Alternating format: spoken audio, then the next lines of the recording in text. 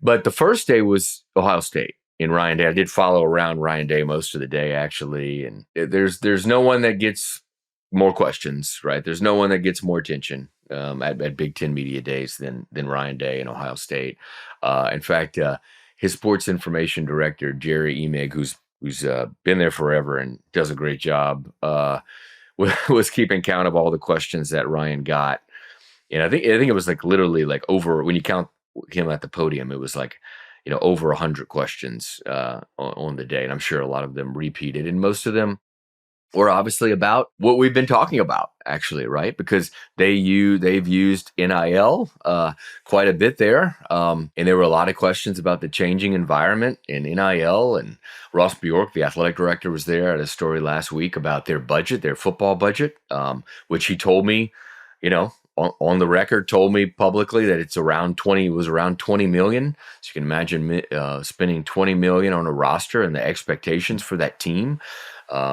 They are there. They are there. But my big question to Ross Bjork and Ryan Day were about that number staying the same. How do you keep that number, the new revenue sharing model, when, it's going to be in the low 20 million. So you're going to still spend 20 million of the low 20 millions on football.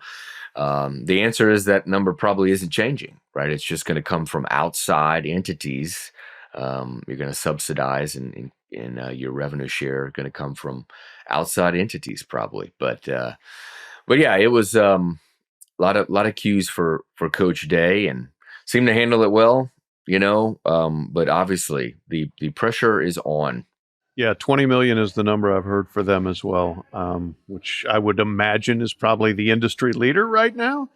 And if you want to look, they probably retained 8 players who could have been drafted the first 3, maybe 4 rounds, including some guys who may have been first, second round guys. And, hey, I'm sure they wanted to be there and they want to play with their teammates and everything, but the money had to be a factor. And so they raised the money. They got the money. And you know what helped them raise the money? Losing to Michigan and then watching Michigan win the national championship. That's how this thing works.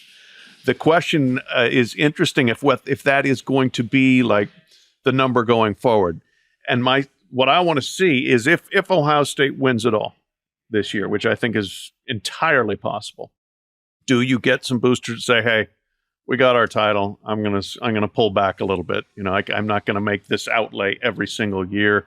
We're gonna, we're a few years. Call me back in 5 years and see if I'm hungrier then. Which I wonder about Michigan. Michigan made a pretty good outlay to keep Blake Corum and some of those offensive linemen and others from an NIL standpoint. And then you win your first title since 1997. Do you still are you in for that much money every single year? Maybe there will be, but I just kind of think there's going to be maybe a bit of a cyclical appetite to donate that level. But we talked about it on the pod where Urban said that this might be the most talented team he's ever seen, and we know about his hyperbole. But Jim Tressel, at like the same, I think this was at a golf outing or something in June, Jim Tressel said the same thing. I don't know whether I've ever seen that much talent there. So the Ryan Day pressure is as high as it can get, and he knows it. He gets it. He's no dummy. He understands exactly what the stakes are this year. Now, as soon as I quoted Ross Bjork as saying and posted the story around the 20 million and got into some other stuff, but that was what everybody latched on to, I got bombarded with texts from people saying that's bullshit. Right. So typical NIL era where is it more immediately, or less? Oh, they're saying it's less. Yeah, they're saying that it's not what he says. Why would you overhype it?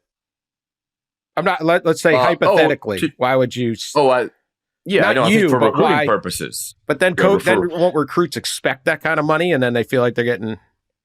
Yeah, that's right. I'm not saying he did or didn't. I'm saying hypothetically, what would the benefit be for a school to say we're handing out $20 million a season, and then you're sitting there going, all right, well, $20 million a season. I'm your quarterback.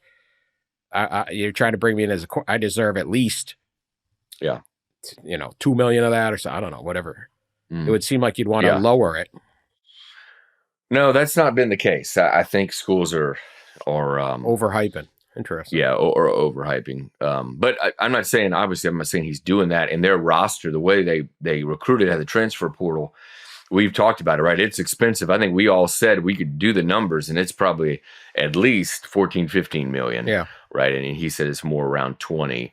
But it's just that's the issue with the transparency, or the lack of transparency that we have in the NIL era, as we've discussed plenty, is you don't really know. There's no like database to go to. They're trying to build that, but Dan's there's some against legal the issues database. around that too. Dan is against I don't think it's necessary. Who cares? Yeah. I don't think the players should volunteer. Anti-facts and anti-truth.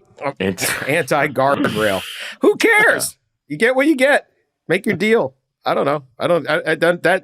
That's control freaks wanting. I get why they want to know. They don't want to overpay, but I'm pro worker, Pat. I'm pro information as a journalist. Pro worker. I don't care how much they're giving these guys. They get suckered into it.